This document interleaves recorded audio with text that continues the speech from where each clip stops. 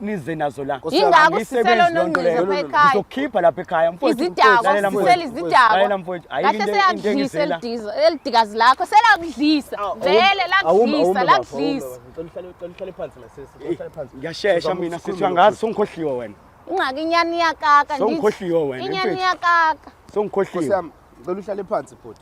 Ngicela uhlale phansi. Nami ngizokuchaza elami side ngendlela engibona ngayo youthu lento le. Bhuti, uhambelene ekhaya.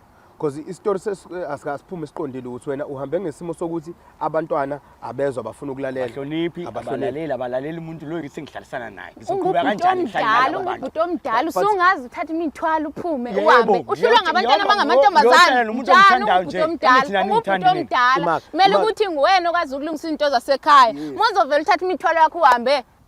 Sanibonani Mzansi, igama uSandile wakamagwazi Sibongo and welcome to another episode of Abangani Bethu. So thina la ekhaya sizite emnandi kakhulu bafowethu, siza abangani ukuthi bakwazi bahlale phansi, baxoxisane, balungise zonke inkinga abanazo emnganini babo egameni lomngani. So nawe mntaka baba ifuhleli lapha ekhaya kukhona umngani owagila okanye usagila namanje. Ungabe usayihlupha wena vele usithinte lapha kwi-email yethu umjoloshow@gmail.com. Ngiphinde umjoloshow@gmail.com. Then emva kwalokho sobe sesikwazi ukuhlala pheke udaba lakho. Mara kwamanje awonenzele into esithanda ibhadi, nisilike, nisubscribe, nicommente, kube busy nje lapha kuma comment section nitshengisa ukuthi senifikile nina and nigalelekile. Nizositshengisa lento enihlezi nisitshengisa yona ebizwa ngothando.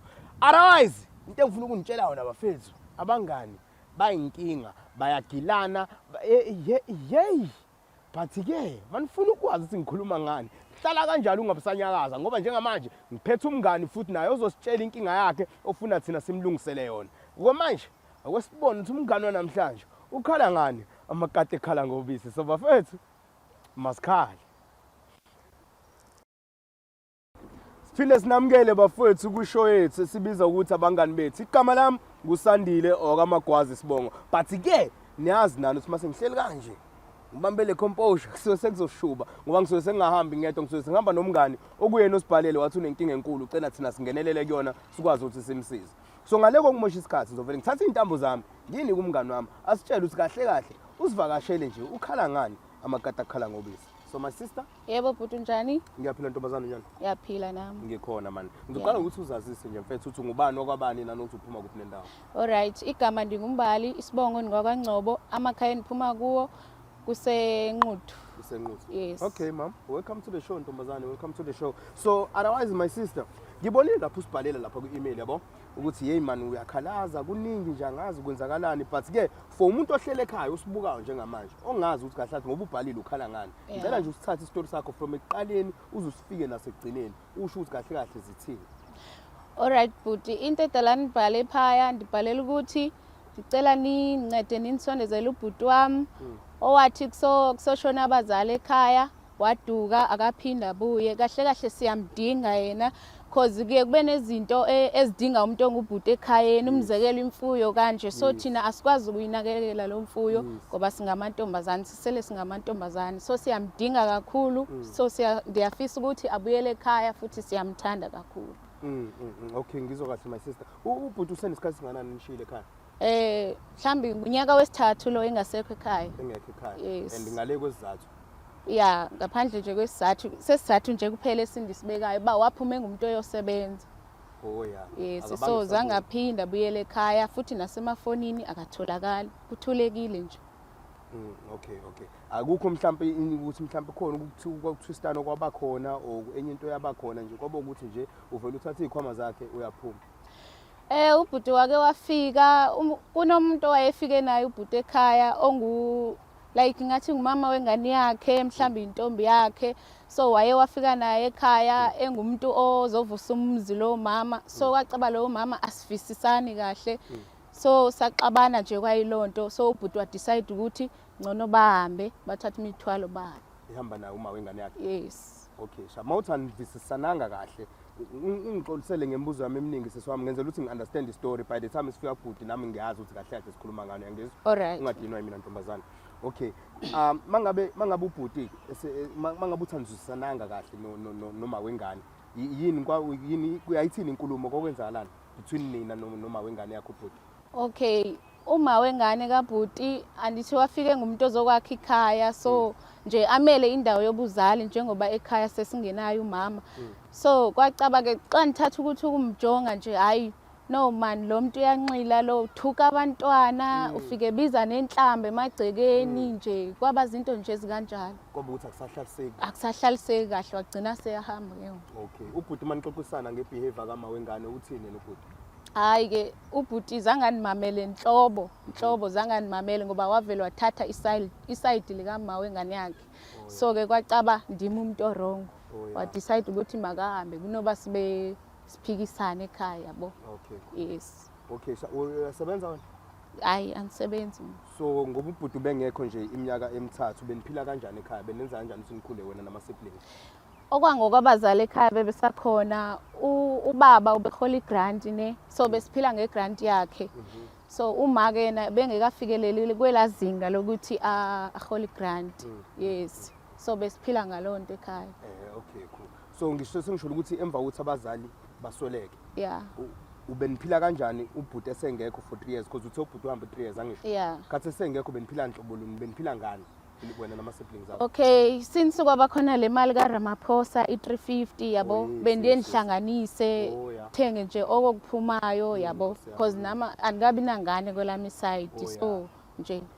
Okay, cool. Nginqase intombazana ngasekakhulu. So ngiya understand why udinga uBhuti wakho because egcineni khona izinto nawe ungakhona ukuzenza wedwa njengentombazana. Yeah. All right? Yes. No man, ngiyasiza isitori sakho and ngiyazolana nawe my sister.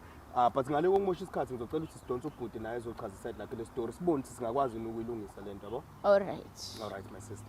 Bafowethu, story sa my sister silula kakhulu. Ulwela uBhuti wakhe ukuthi eze ekhaya bazolungisa inkinga makuthi khona inkinga ezabakhona. Otherwise umdinga ukuthi abe khona njengoBhuti omdala wasekhaya nanokuthi impilo ekhaya ayikho grand ngendlela ukuthi sebephila ngegrant ya 350 so siyazi nathi ukuthi u350 ngeke usonje isikhathi eside kakhulu but ayena akalweli lokho ufuna nje uBhuti wakhe anandaba nokuthi uphila kanjani yena ufuna uBhuti wakhe ukuthi asondele nganeno ezegcekeni bahlalisane babe umndeni njengaseqaleni abazali babo besaphila. Mina ngeke ngisamosha isikhathi ngizodonsa uBhuti eze la ezochazisa lakhe le story ukuthi uBhuti ubalekelana ekhaya because izingane ziyadinga. So mina angibiza uBhuti. Danko. Bhuti wami. Yebo mfethu. Unjani Nkosi yami? Hayi, ngiyaphileka kona noma ke ngingasaphilanga kahle but right. Okay, akusaphilekanga kahle. Hayi. Hayi kulungile Bhuti, kulungile soyilungisa leyo mfowethu. Kodwa kwesiqale kanje Bhuti wami ngicela ukuthi uzazise nje ukuthi ungubani wakwabani nanothi uphuma kuphi nendawo. Igama lami nguSibongiseni wakangcobo suke enquthu. Suke enquthu. Yebo. No, siyabonga Bhuti. uBhuti ngabe uyamazi lo muntu engihleli naye la? Yebo ngiyamazi. Okay, umazi indlelani Bhuti wami? Usisi wami uzalwa ubaba. Kodwa mama bahlukene. Oh mama bahlukene but ubaba uyedwa. Yebo. Usho ukuthi igazi lakho nje impela. Yebo. Okay Bhuti. Usisi wakho la mfowethu khona udaba afuna sidlule kulona sibambisane nje sisonkana sihleli kanje sibone sifika kanjani ukuthi siphume nesisombululo salo lolu daba esiphe kwalo yabona. But ke mina ngeke ngikhulume kakhulu weBhuti ngizodedela yena usisi ukuthi asho ukuthi kahle kahle ukhala ngani kwenzakalani sibone ukuthi ke siqhubeka lapho sigcinaphi. Okay. Yebo Nkosi yami. My sister nangu Bhuti. All right. Bhuti uyaphila? Ya ngiyaphila. Nami ndiyaphila. Into endenze ndabhalela kule show ingoba benifuna bancede banisondezele wena. Naku ke sendikutholile ke manje. So kunento enifuna ukuyazi. Kunombuzo enifuna ukubuza wona ukuthi yini eyenza wasiflathela ekhaya? Ngoba wena since kwashona abazali ekhaya sasala sodwa. Waphuma ngumuntu oyosebenza azange uphinde ubonakale. Wasuka nje wanyamalala kwaphela kanjalo. So nifuna ukwazi ukuthi yini eyenza kwabanjalo. Awazi wena ukuthi yini eyenza ukuthi nginishiye. Ngoba uyazi nje ukuthi yini eyenza ukuthi nginishiye ekhaya. So ufika la kuma camera la ku TV so ushintsha istory sakho mhlawumbe ukhuluma ezinye izinto. Uyazi nje ukuthi yini yangisose ekhaya. Andiyazi ingoba nifuna ukuyiva ngawe ke ngalomzuzu ukuthi yini andiyazi. Angiyakhumbula ukuthi ngibengifike lapha emakhaya emva kokuthi kushonile abazali. Ngafika ekhaya ngathi ngihlala kancane ngahlala ngabuyisa umuntu wesifazane uba azogada ekhaya. Nina nangamthanda namxwaya namxwasa umuntu wakho wesifazane wafika wamtshela ukuthi aziphathe kanjani mayefika ekhaya. Andithi wafika wazenza nongqiza pha ekhaya. onongqezu kanjani asiphathe noba kanjani amele isikhala sikamama if ube right ngewayimela indawo kamama qha azange abekho right so that's why ke kutheni phone nake ningazange nikhulume nami ngaleso sikhathi ukuthi mhlambe khona into eyithize eyinkinga kunokuthi sakhuluma nawe wena wakhetha ukuthi ube ngakwiside lakhe kwandima umuntu orong ndakhuluma nawe mina ngoba ndime ndimdala kunabantwana abezemva kwami ndakhuluma nawe ukuthi bhuti kunento enje nakanje phakathi kwami nalo sisi wena wacaba ke udecide like ungakwiside lakhe awukho ngakwelami side kwakumele ndenze njani sangalo into abangibuye ningibisele yona la angimoshela isikhathi anginasikhathi fanele ngabe ngisetohweni isikhathi somlungu lese ngisebenzise ukuthi ngize lana ngizolalela lo uyayazi yena ukuthi ingxaki zisuka phi kanjani kuze kufike nje wasiya so ingakho nje sila nkosiyami sizokhuluma zona inkinga zonke lezo ingxaki lezo siyilungise sibone siphuma kanjani isisombululo into yokuqala nje bhuti uhambelene ekhaya njengoba sebengichazile ukuthi ke ngeke ngahlala ekhaya emva kokushona kwabazali ngoba bengivele kahle ngiyeve ngumuntu onkamkama ekhaya bengivele ngisezintabeni ngenza lonke engenzayo kodwa ekhaya ngikhona kusekhona abazali uthe mase kushona abazali ke kwafanele ukuthi ngibe sekhaya uthe mase ngihlala ekhaya ngoba laba bengingahlali nabo isikhathi eside ngoba angibazi bengabazi ukuthi abantu abanjani kodwa ngithe mase ngihlala nabo hayi ngababona ukuthi hayi abona abantu ongahlala nabo lapho ngabona ukuthi kunokuthi ke ngibabeka isandla ngoba ngiyashesha mase kufika ezandleni ukuthi angikwazi ukukhuluma kakhulu ngisheshe umuntu ngimphuthume ngokusheshsha ngabona ukuthi hayi ngizoba nenkinga ngase ngihamba ngoba ngase ngithalela umolokazana wami la uzodlala ngisithi sokwakhe ekhaya bafika laba bamqwaya andithi ngwena wadecide ukuthi uzisa unonqiza la ekhaya azosiphatha noma kanjani engeke nimvumele kasiphathe noma kanjani manje nasiphathwa kanasiphathwa wena kahle kahle kufanele nguqoshe lapha ekhaya wena uphume wena straight ngoba akusho lutho ukuba sidalwa kwisendele lodwa wena ufanele uphume straight lapha uphume ntshone ngaphi ngoba kusekhaya nje phaya benzophuma ntshone ngaphi uphuma wakho mawuthi semampondweni buyele emuva le emakhaya ingxaki yakho nobandlululo wena kanti ubandlululo alitho lutho ayikho nobandlululo nina niqhamuka nezitayela zale nize nazo la ingakho siselo nonqiza pha ekhaya ngizokhipha lapha ekhaya mfowethu izidako sisela izidako kahle seyakudlisa elidikazi lakho selakudlisa vele lakudlisa uhlale phansi nasisi ngiyashesha mina sithi ngazi songikhohliwe wena ingxaki inyani yakaka ngithi songikhohliwe wena inyani yakaka songikhohliwe ngicela uhlale phansi bhuti ngicela uhlale phansi nami ngizokuchaza elami side ngendlela engibona ngayo yo2 lento le bhuti uhambelene ekhaya because istory asikasiphume siqondile ukuthi wena uhambe ngesimo sokuthi abantwana abezwe abafuna ukulalela ahloniphi abalaleli umuntu lo ngisengihlalisana naye ngizokhuluma kanjani mhlawumbe ungubhuti omdala usungazi uthatha imithwalo uphume uhambe uhlulwa ngabantwana abangamantombazana umuntu omthandayo nje umuntu omdala kumele ukuthi nguwena okwazi ukulungisa into zasekhaya mozovela uthatha imithwalo yakho uhambe uthi benze njani uthi sithini siboneleni senenkinga manje ngoba nakhuseni ade ningathule sonke isikhathi kaloku bhuti ayikwazi kade ngikhona ngiko Facebook angathi sende ngisho lento ukuthi niyangibingelela noma nenzeni ngiyabona amafoni alahle but sika Facebook kodwa ngazama ukufonela kuleya number ndiyaziyo lutho kanitholakala wena because usisi wakho yazokhalelana bhuti wami ngifuna uunderstand lento nkosiyami uyizwe kahle wena bhuti into engiyizwayo la kule story seni kuthe mawufika nalomuntu wakho esifazane uza naye ekhaya yes uthe mayifika wangakwazi ukuthi ahlalisane nezingane ngesimo sokuthi izinto azenzayo einganeni zangajabula ingane right ayikho lonto leyo labantu sebebadala njalo bafuna ukuphatha bona bahluleka ukuthi bangihloniphe mina ibona bafuna ukuphatha kwethu angifuni kamanga muzela amantombazane uwena umfana ukhona amantombazane ayajikela uzofika zophatha la ekhaya njengoba ubona nje bekwazi ukuthi ngithatheleke ngithatha khona bese ngibukisa nabantu la ukuthi ngibuka abantu izolonke mina ukuthi ngumuntu onjani but wazama mnandi kwengijabulisa lokho but wena bhuti ke wazama ukuthi uhlale nabo bonke uhlale nonkosikazi wakho uphinde uhlale nezingane futhi lezi azange bhuti zange wavele wakhetha iside lika mama umntanakho okanye idiyazi lakhe angicathanga boyintoni idikazi umlobolile hayibo ngakwazi ukushaya ingane akwazi ukushaya ingane umlobolanga angeke nditsho uba ngumfazi wakho lidikazi alibona ke lo muntu uthi njani ngiyambona ke lo muntu uthi njani inhlonipho ayikho fanele ngabe yena ngoba phela bona sebezoncenga mina manje mina ngisihlayela kahle ngihleli khona ngihleli kahle lalela ngihleli kahle la ngihleli khona angizange ngize kushow wena uzela ngoba unenkinga yini ofuna ukushayela ingane iyangeyisa nje yini ibise umuntu wami ngedikazi Ingaki ngithethe udikazi inyani, kanjani ngithethe inyani. Inyani etheni? Inyani leyo ungayifuni ngoba iyakaka ekugqibeleni. Ngicela uthule my sister is fine. Ngiyakuzwa mfethu ukuthi uqhamuka kuphi. Bhuti wami ngiphinde ngiyabuza futhi. Ngithi mina uhlulwe yini ukuthi ubahlalise ingane ngala umuntu wakho lo wesifazana osuthandana naye. Ubahlalise njengenhloko ekhaya cause wena ubesusele wena egcekeni nje ube inhloko angisho. Waye uhlulwe ngumisa umuzi wabazali bakho ukhona umdala. hayi mfowethu ungahluleka ke kulaba nawe bangakuhlula Wahlulwa yini ngoba isonto lodwa uhlale nalaba ziphi izimali ezaphumayo mhlazana kwakushona ubaba noma izimali zantoni uhlangana nami lezo ziphi lezo zimali yilezi efanele wavusa ngazo umuzi izimali zamawami hayi ubaba Mawuthi imali zama imali zizona ezimali zezifamba wavusa ngazo umuzi wapha ekhaya lo mali awunamahloni mawufika ulala endlini yakho ubaba noma umdala kanje awunamahloni kancane ntombazana ngifuna ukuzwa la sorry ukuphula ulimi ngicela ukuzwa baba imali le akhuluma ngayo my sister eyani iqhamuka kanjani imali izimali zamawami ezaphuma nje wayisebenza engithisha wasebenza iminyaka la ku20 engithisha imali zaphumela mina ubhalwe mina noba zaphumela wena imeli ukuthi zikhona ibhalanga wena ukubonakalisa ukuthi imali ziphumile isekhona ke mhlambe lo mali wazi mhlambe isakhona lo mali nje awazi wena uyaphapha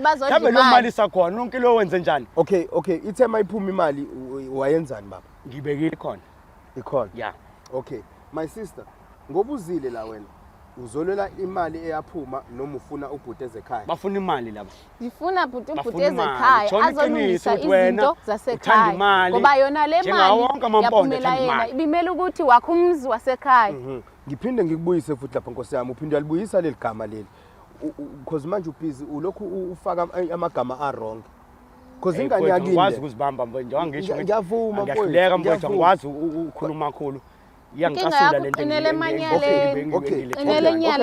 it's fine bhuti wami na ingane yakini la idinga ukuthi ubuze ekhaya uzolungisa izinkinga ubhuti is willing to do that uyahalela mabesa kanjeni iattitude yabo njengoba ngimbona nje angeke ngize ngiyenze lonto leyo abaqhubeke basihlalele bona le emakhaya ngibashile nomuzi mkhulu isihlakadla somuzi owakhoma nanke ukhona ubaba wabo akenza ngalutho yena angeke ngize ngiphatheke indaba ababa wethu ngoba ayikho into ayenza uma umuntu obesebenza lapha lezazimali ezama wami wabhala mina indodana yakhe lawa abanye abantu nje ungangitsheli ngabo okay my sister nangu ubhuti la are you willing ukuthi nilungise izinkinga ubhuti abuyeze ekhaya ngoba adusho vele uthi udinga ukuthi ubhuti abuyeze ekhaya ewe bhuti wami ilula lento le ilula kakhulu yabo lezi imali okhuluma ngazo usisi wami akaza akhulume ngazo so obviously angiboni ukuthi uzele imali ukuthi mhlambe ufuna ukuthi ngikhulume vele kwathi khona lento ngemuva ekhanda lakhe ngiyamazi mina ngiyamazi ngikhule naye imali uyithanda kabe lo but yini enzima ukuthi ubhuti adle imali nezingane zakubo yini enzima lapho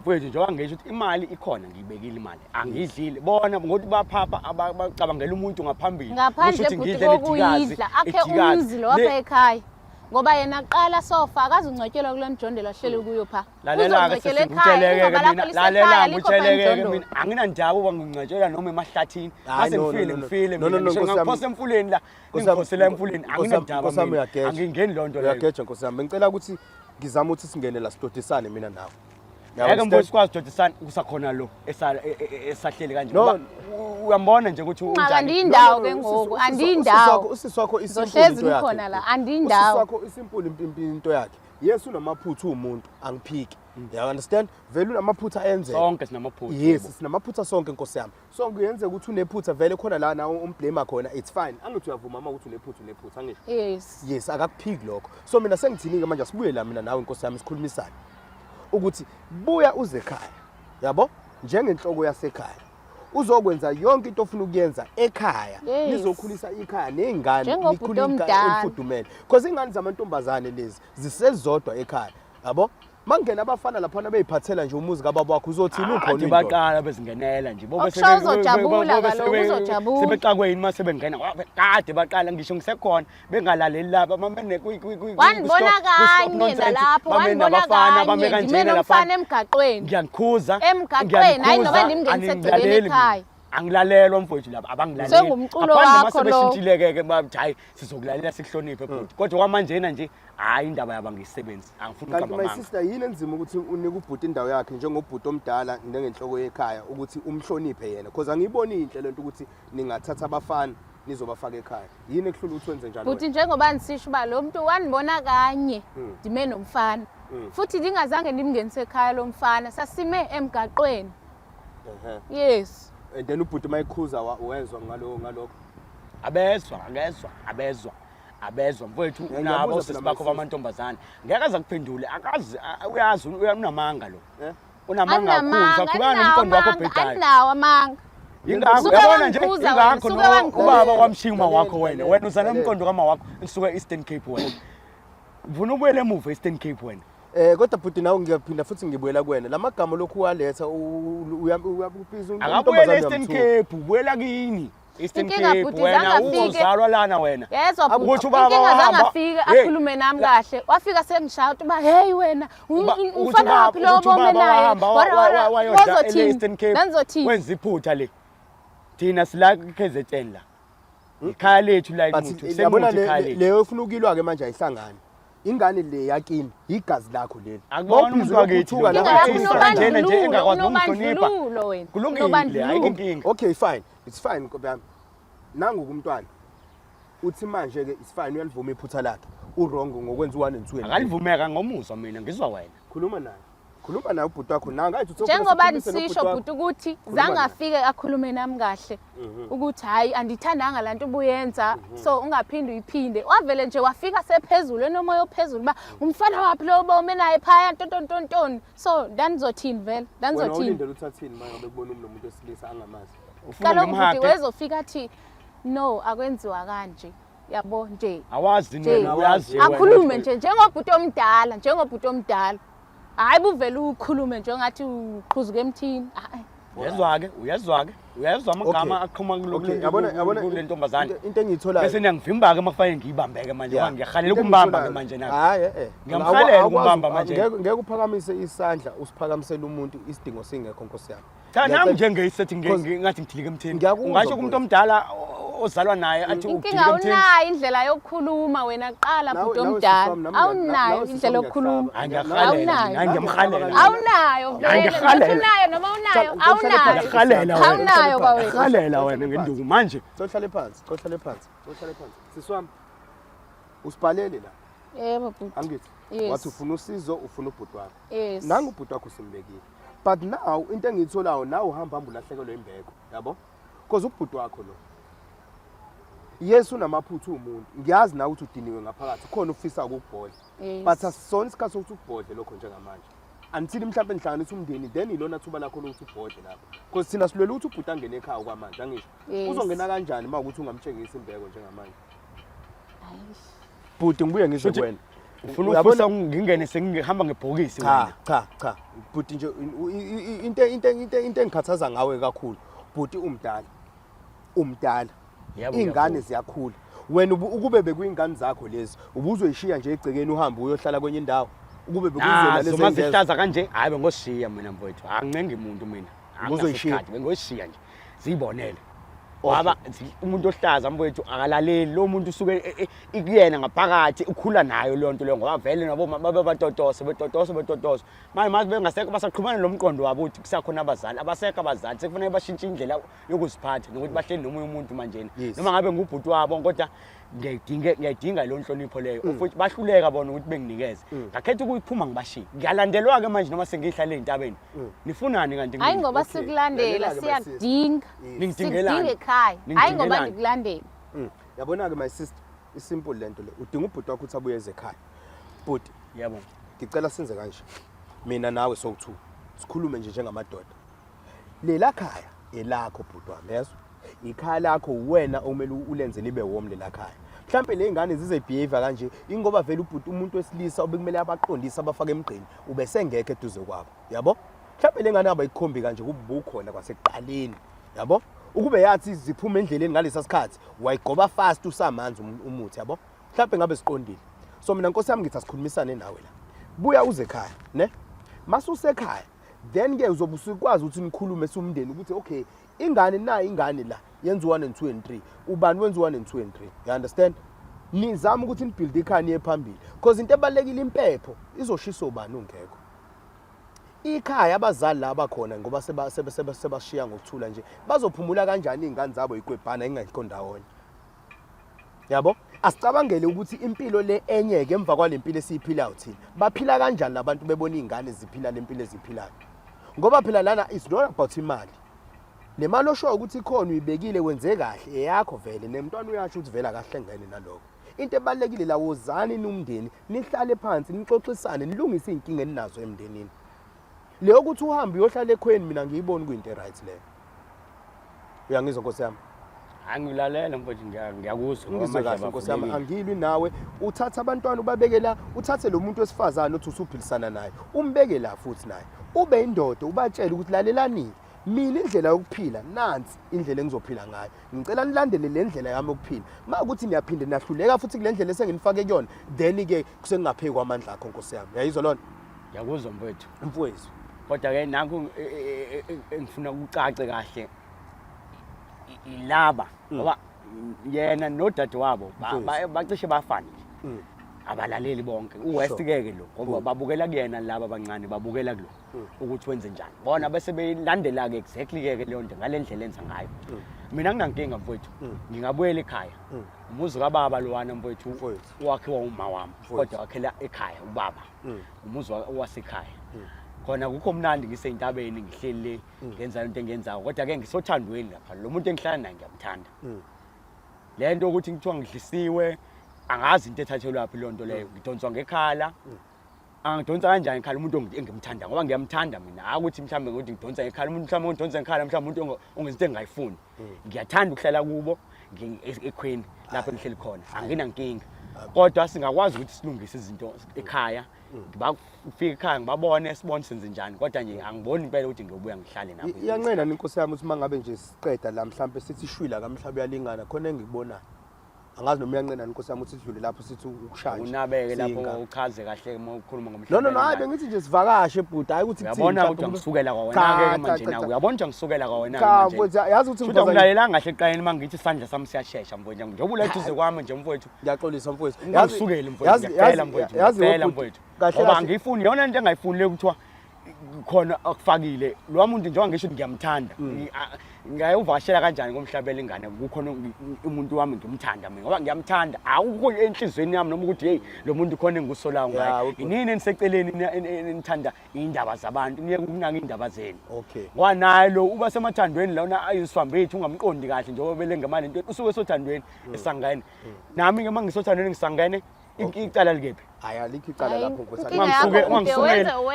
ungangisukeli ngiyahlonipha nje umphathi wohlelo kodwa mase nihlangene nomabili hayi shuthi ngiyanibhanqa ngebhande lodwa nomabili ngoba bengithi mhlambe lana uzosiqondisa kahle ukuthi uthole ilento kodwa manje nawe uyangijikela ke manje ukuthi asike umhlabeni ngiyajikela manje wena ngenxa yakho no ngizwa kahle Nkosi yami nongixolisa kakhulu kulo ndawo nobe sengikuthi bengizwe ngathi Nkosi yami ihlala ekhweni manje bengisho ukuthi awu kanti khona iqala baningi bangakanani mina kuphela nohlala ekhweni baningi ngabantu abahlala emakhweni uhlala ekhweni uzokhome bebaningi ngake abantu abahlala ekhweni uqala ngami qinele manyane uqala ngami no hayi aqali ngawe mfethu engithi uzuthi ubaba ezomithisa umwehlala lapha engithi wehlala le-Eastern Cape lekini le-Western Cape azamithisa umama wakho ufika bafika nawe la eThekwini wayehlala lapha mase komunye umuntu kuyazwela usika iphethini manje wena ulinganisa ubaba ke ngoku ulungile noma ngisho njalo usika iphethini vele ngifana naye nje why nilokho ningibheka ngifana naye mina nje yebo ngibona i-right ngifana naye nje hayi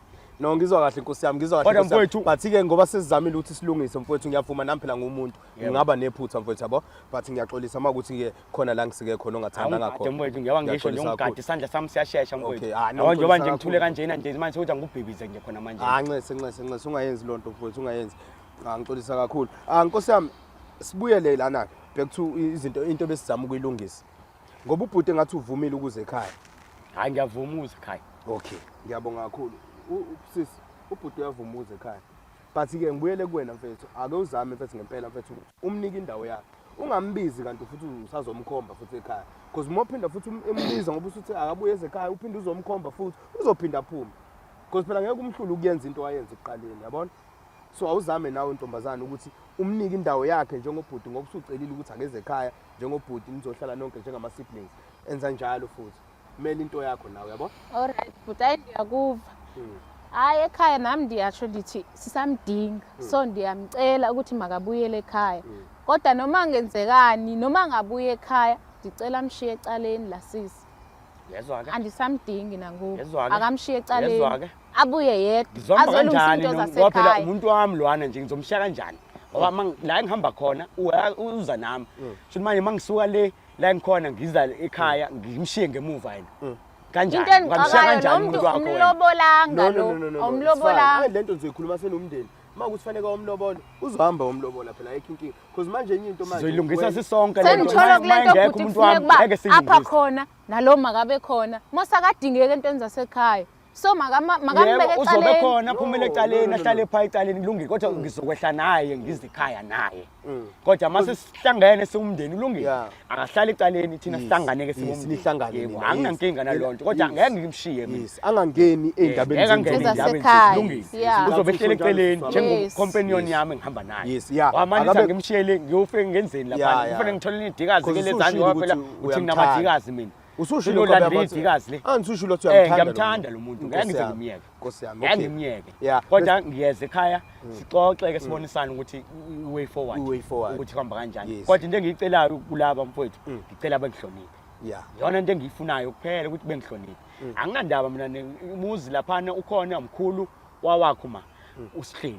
Anginankinga nawo bangasihlalela angeke ngize ngibaxoxe ngeke ngenze lutho. Mfowethu. Ngoba yonke into lapha yana abayibo bakhohle bona eyama wami. Ubhala izinto zami indodana yimini indodana yakhe. Angisayilwa ke le. So nje sesingicela unisiphathe kahle. Nami ngizozama ngayo yonke indlela ukuthi ngilungise izinto nami. Yeah. Ngumuntu nami nginamaphutha Unamaphutha. ngicela ningixolele mangiphambukile. Cela uxolo ubhuti.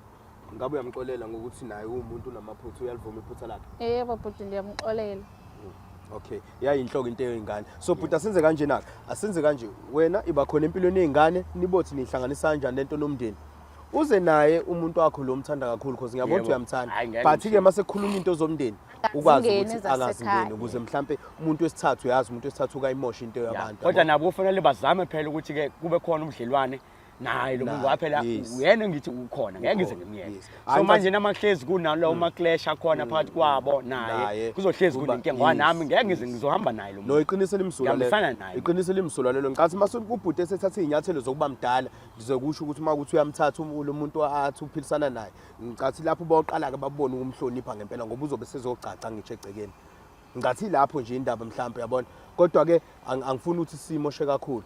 Hayi Angifuni kulungile simoshe mfowethu noma kakhulu, ngoba amagama akho isihlangene. uyagwexa nje ngizwa ukuthi ngoba ngiyaqaphela ngumZulu phela mina ngiyaqaphela ile njengoba ukhuluma nje kanjena manje uthi mase ngithatha istep sokuthi ngibe mdala futhi ngisayingane ngokwakho manje No chaza angisho kwakho wena ngoba Ya, manje uthi ngithatha istep ngoba- sokuba mdala Yes. futhi ngiyingane mina Yes, manje isiZulu sisho njalo usho khulume kahle mawuthi wasizulu ngoba isiZulu sisho njalo ukuthi masuba mdala usuthatha umuntu okwamanje umdala lokhu kweminyaka but ubudala bokuba umuntu omdala uthatha ungqondise Ya, lapho nece, manje nece. siyafudumala No ngisho ubudala bokuthi usumdala ke manje usuyindoda hayi ngiyezwa ubudala bobudoda hayi ukuthi umdala angikwazi ukukhuluma mfowethu ningixolela Ya, angikwazi ukukhuluma No, ngisheshe kuyazwakala. ngifudumale ngokusheshsha ngiveni hayi kuyazwakala kwenzeka izinto ezinkulu kuyazwakala nkosi yami kuyazwakala singabe sayimosha nkosi yami ngiyabonga ukuthi nisondele ndawo nize la silungise udaba leni my sister wena osibhalelile wathi ucela ubhuti abuye ekhaya nanga ubhuti uyabuza ekhaya ngabe uhappy ngalokho uthini kushodani sikwazi sikulingisela Hayi bhuti konke bendukufisa ukuthi makabuyele ekhaya. Enye nenye sizoyixoxa sesisekhaya. Senomndeni, Qha ndibonga ukuthi ninisondezele yena